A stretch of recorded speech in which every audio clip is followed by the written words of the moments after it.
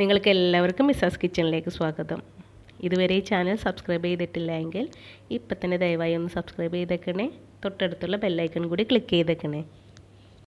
ഇന്ന് നമ്മൾ ചെയ്യാൻ പോകുന്നത് വറ്റമീൻ മുളക് കറിയാണ്. ഇതിനു മുമ്പ് നമ്മൾ മുളക് കറികൾ ചെയ്തിട്ടുണ്ട്, പക്ഷേ എല്ലാത്തിലും ഡിഫറെൻറ്റ് ടേസ്റ്റാണുള്ളത്.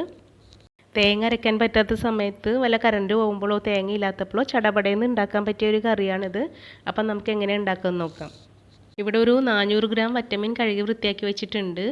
ഒരു മൺചട്ടിയിൽ ഒരു 2.5 ടേബിൾ സ്പൂൺ വെളിച്ചെണ്ണ ചൂടാക്കാൻ വെച്ചിട്ടുണ്ട്. അതിനകത്തേക്ക് നമുക്ക് ഒരു ചെറിയ കഷ്ണം ഇഞ്ചിയും ഒരു 4 അല്ലി വെളുത്തുള്ളിയും ചതച്ചതിട്ട് കൊടുക്കാം. അതൊരു മിനിറ്റ് ഒന്ന് വഴറ്റാം. അതിന് ശേഷം ഒരു 6 or 7 ചുവന്നുള്ളി ചതച്ചതിട്ട് കൊടുക്കാം. അതും കൂടി ഒന്ന് ഒരു 2 or 3 മിനിറ്റ് വഴറ്റിയെടുക്കാം. ഒരുപാട് മൊരിഞ്ഞു പോകേണ്ട ആവശ്യമില്ല. ഉള്ളിയൊക്കെ ഒന്ന് സോഫ്റ്റായി വന്നാൽ മതി. ഒരു മീഡിയം ഫ്ലെയിമിൽ വേണം വയ്ക്കാനായിട്ട്.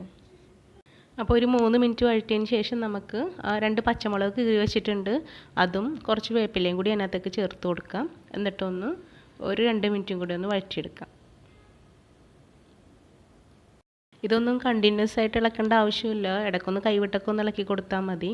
ഇനി ഒരു ചെറിയ തക്കാളിയും കൂടെ കട്ട് ചെയ്ത് വെച്ചിട്ടുണ്ട്, അതും കൂടെ ചേർത്ത് ഒന്നും കൂടെ ഒന്ന് വഴറ്റാം. ഒന്ന് തക്കാളി ഒന്ന് സോഫ്റ്റ് ആയിക്കോട്ടെ. അപ്പോൾ ഫ്ലെയിം ഒന്ന് സിമ്മിലിട്ടിട്ട് ഒരു 2 മിനിറ്റും കൂടെ വഴറ്റാം. എന്നിട്ട് ഒന്ന് സോഫ്റ്റ് ആകുമ്പോഴത്തേക്കും നമുക്ക് ആ പൊടികൾ ചേർത്ത് കൊടുക്കാം. ഇതിനിടയിൽ നമുക്കൊരു കുടംപുളി ഒരു 3 or 4 ആക്കി കീറിയത് വെള്ളത്തിലിട്ട് കൊടുത്തിട്ടുണ്ട് കഴുകിയിട്ട്. പിന്നെ 2 ടീസ്പൂൺ കാശ്മീരി ചില്ലി, 1 ടീസ്പൂൺ എരിവുള്ള മുളക് പൊടി, 1/4 ടീസ്പൂൺ മഞ്ഞൾപ്പൊടി, ഇവ നമുക്ക് ഇതിനകത്തേക്ക് ചേർത്ത് കൊടുക്കാം. ഒന്നും കൂടെ ഒരു മിനിറ്റ് നന്നായിട്ടൊന്ന് വഴറ്റി കൊടുക്കാം. അയില മീനും ഇതുപോലെ തന്നെ വയ്ക്കാൻ നമുക്ക് നല്ല ടേസ്റ്റാണ്. അതുപോലെ പെട്ടെന്ന് തന്നെ നമ്മുടെ ജോലിയും കഴിയും.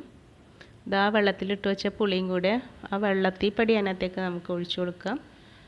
എന്നിട്ട് ഈ കറിക്ക് ആവശ്യമായ വെള്ളം ഒഴിച്ചു കൊടുക്കാം. നമ്മുടെ കറി എന്തോരം ലൂസായിരിക്കണോ അതനുസരിച്ച് വെള്ളം ഒഴിച്ചു കൊടുത്താൽ മതി. ഞാനിവിടെ 2 കപ്പ് വെള്ളം ഒഴിച്ചു കൊടുത്തിട്ടുണ്ട്. ആവശ്യത്തിന് ഉപ്പ് ചേർത്ത് കൊടുക്കാം. എന്നിട്ട് ഈ കറി ഒന്ന് തിളക്കുമ്പോൾ നമുക്ക് ആ വറ്റമീൻ അതിനകത്തേക്ക് ഇട്ട് കൊടുക്കാം. അപ്പോൾ ഇത് തിളച്ച് വരുന്നുണ്ട്, നമുക്ക് ആ മീൻ അതിനകത്തേക്ക് ഇട്ട് കൊടുക്കാം. എന്നിട്ട് ഒന്നും കൂടെ അത് മീനിട്ടതിന് ശേഷം തിളച്ച് കഴിയുമ്പോൾ ഒരു സിമ്മിലാക്കി അല്ലെങ്കിൽ മീഡിയം ഫ്ലെയിമിലാക്കി നമുക്കിത് വേവിച്ചെടുക്കണം. വറ്റമീനും അയിലക്കൊന്നും ഒരുപാട് വേവില്ല. അയിലയൊക്കെ കുറച്ച് നേരം വെക്കുമ്പോൾ തന്നെ വെന്ത് ഉടഞ്ഞു പോകും. അപ്പോൾ അതനുസരിച്ച് മാത്രം നമുക്ക് അടുപ്പത്ത് വെച്ചാൽ മതി. അപ്പോൾ അതനുസരിച്ച് വേണം നമുക്ക് വെള്ളം ഒഴിച്ചു കൊടുക്കാൻ. ഒരുപാട് വെള്ളം ഒഴിച്ച് അത് വറ്റാനൊന്നും കാത്തു വയ്ക്കാൻ പറ്റില്ല, അപ്പോഴത്തേക്ക് മീനൊക്കെ വെന്ത് കലങ്ങിപ്പോകും. അപ്പോൾ അതനുസരിച്ച് വെള്ളം മാത്രം ഒഴിച്ചു കൊടുത്താൽ മതി. കറി നന്നായിട്ട് തിളക്കുന്നുണ്ട്. ഒരു 7 മുതൽ 10 മിനിറ്റ് വരെ നമുക്ക് ഒരു മീഡിയം ഫ്ലെയിമിലോ അല്ലെങ്കിൽ ലോ ഫ്ലെയിമിലോ വെച്ച് കൊടുക്കാം. അപ്പോൾ കറി നല്ല എണ്ണയൊക്കെ തെളിഞ്ഞ് നല്ല കറിയായിട്ട് വരും. ഇനി ഈ കറി വേറെ താളിച്ചു കൊടുക്കേണ്ട ആവശ്യമില്ല. ഞാൻ ഇതിനകത്ത് ഉലുവയും കടുകൊന്നും പൊട്ടിക്കുന്നില്ല. ഉലുവയുടെ ടേസ്റ്റ് നിർബന്ധമുള്ളവർ നമ്മൾ ആ മുളക് പൊടി ചേർത്തപ്പോൾ ഒരു 1/4 ടീസ്പൂൺ ഉലുവപ്പൊടിയും കൂടെ ആ എണ്ണയിലേക്ക് ചേർത്ത് കൊടുത്താൽ മതി. അപ്പോൾ ഇതുപോലെ ഉണ്ടാക്കാത്തവർ തീർച്ചയായിട്ടും ഇതുപോലെ ഒന്ന് അയലക്കറിയോ വറ്റക്കറിയൊക്കെ ഉണ്ടാക്കി നോക്കണം.